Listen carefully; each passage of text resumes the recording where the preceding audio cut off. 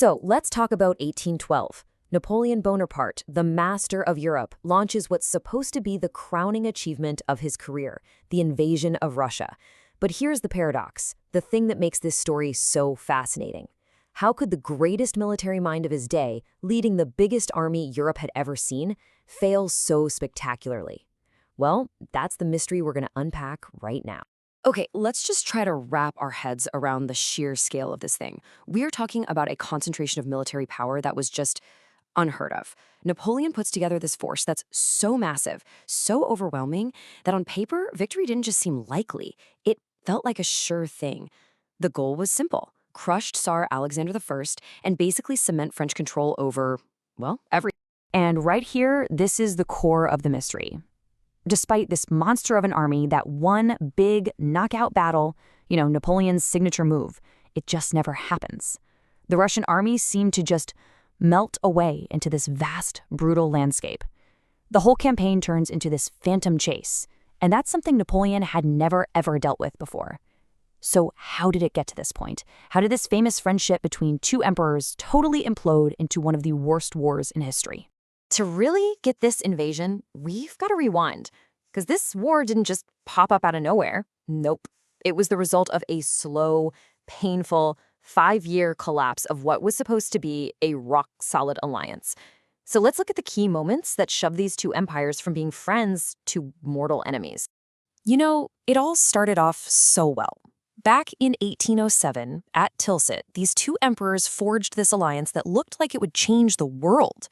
But man, look how fast things go south on this timeline. By 1809, a marriage proposal that was meant to seal the deal gets stalled by the Russians. A year later, Napoleon just goes ahead and annexes a territory connected to the Tsar's own family. A total slap in the face. And then the final straw? By 1811, Russia is just openly ignoring Napoleon's economic war against Britain. That was something the emperor could not let slide. So the big takeaway here is that it wasn't just one thing. It was this pileup of problems. For Russia, this new Polish state on its border was a direct threat. The Romanov family felt personally insulted by the whole marriage snub. Annexing Oldenburg was a flat-out betrayal. But really, the biggest thing was Napoleon's continental system. His blockade of Britain was absolutely wrecking Russia's economy. With both sides feeling betrayed, war started to look like the only way out. And so, Napoleon gets ready for war. He puts together his ultimate weapon, the Grande Armée. And this thing, it wasn't just an army, it was like a moving city of soldiers, a force designed to shock and awe Russia into surrendering immediately. Just look at that number. 600,000 men. To give you some perspective, that's bigger than the population of almost any European city at the time. It was an absolutely mind-boggling amount of manpower for just one campaign. But as Napoleon was about to find out, was bigger really better? Now here's the catch, and it is a big one. Less than half of this gigantic army was actually French. The rest, Poles, Germans, Italians, and even troops from places he'd just conquered, like Prussia and Austria. Now some, like the Poles, were fired up to fight, but a lot of the others were brand new conscripts or, reluctant allies who frankly would rather be anywhere else. This wasn't one unified force, it was a fragile, multinational coalition. And the problems went all the way to the top. Napoleon, a certified genius, makes this classic blunder. He puts family in charge. His stepson, Eugene, he'll turn out to be okay, but his younger brother, Jerome, completely out of his league. Meanwhile, the Russians were led by the super cautious Barclay de Tolly and the really aggressive Prince Bagration. They argued all the time, but weirdly enough, that divided command actually ended up working in their favor. So what was the plan? I mean, this is Napoleon we're talking about. He's a master strategist. He wasn't planning for some long, drawn-out war. No, he had a very specific, classic Napoleonic plan designed for a fast and total victory. And this is just classic Napoleon. The whole war was supposed to be over in 5 weeks. The plan was simple. Hit Barclay's army hard, have his brother Jerome pin Bagration's army in place, and then swing his main force around to surround and just annihilate the Russians. It was a move that had won him tons of battles before. It should have been a slam dunk. There was just one tiny problem. A huge problem, actually.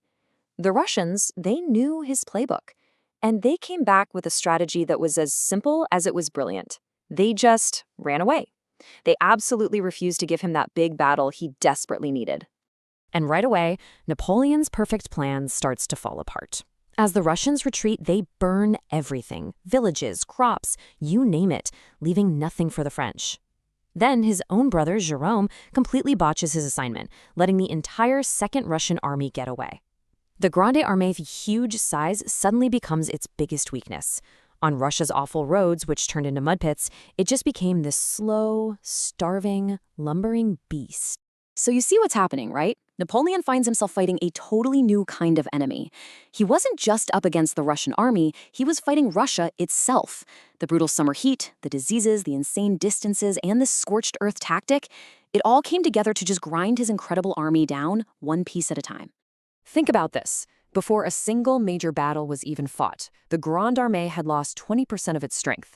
1 in every 5 soldiers was gone, not from combat, but from things like exhaustion, desertion, and diseases like typhus that just tore through the camps.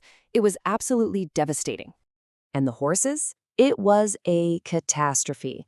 The army was losing 1,000 horses every single day. And these weren't just for cavalry to ride. These were the engines of the army, pulling the cannons and the supply wagons. Without them, the army itself was starving to death on the march. By the end of July, Napoleon is 250 miles inside Russia, way deeper than he ever planned to be, with his supply lines stretched to the absolute breaking point. And he's still no closer to getting that one big battle. He was being lured deeper and deeper into a trap. And then there were the Cossacks. These guys were not your typical cavalry. They were masters of guerrilla warfare. They were like ghosts, shadowing the French army, raiding supply lines, picking off patrols, and then just vanishing back into the woods. They basically blinded Napoleon, keeping his scouts from finding anything out and adding this constant, bleeding stress to his entire force. All of this brings us to the campaign's biggest turning point. After a really brutal and, frankly, pointless battle for the city of Smolensk, Napoleon, the supposed master of Europe, finds himself at a crossroads. And he's facing a decision that's going to define not just this war, but his entire legacy. Okay, so let's set the scene. The battle for Smolensk is technically a French victory, but it's a completely hollow one. They capture a city that's nothing but ash and ruins. The Russian army, yet again, got away, and Napoleon's own troops are exhausted, they're deep in enemy territory, and the seasons are about to change. He was stuck with 2 awful choices. Option 1, he could stop right there at Smolensk, try to survive the brutal Russian winter, and then start the campaign up again next year, which was a huge risk. Or option 2, he could push on another 230 miles to Moscow, gambling everything that capturing Russia's ancient capital would finally force the Tsar to surrender. And this is the moment. This is what it all comes down to. Faced with an impossible choice, he did what he'd always done. He doubled down. He rolled the dice. He chose to march on Moscow, deeper and deeper into the heart of Russia. And that decision right there seals the fate of his army and, in a lot of ways, his entire empire.